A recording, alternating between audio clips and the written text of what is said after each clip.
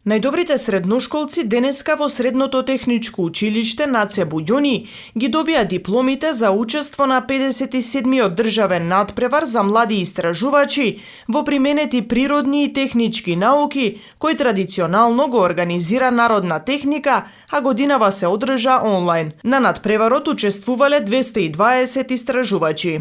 Традиционално со години наназад Куманово како општина е со еден голем процент, односно и меѓу најдобрите талентирани ученици кои што секоја година традиционално освојуваат награди, бидејќи учениците од средните и од основните училишта се многу креативни и иновативни и оваа се единствени надпревари во кои што надпревари се работат истражувачки проекти од страна на учениците од средните училишта. Од Средното техничко училиште Наце Буѓони од Куманово информираа дека учениците годинава постигнале 2 први, 3 втори и 1 трето место.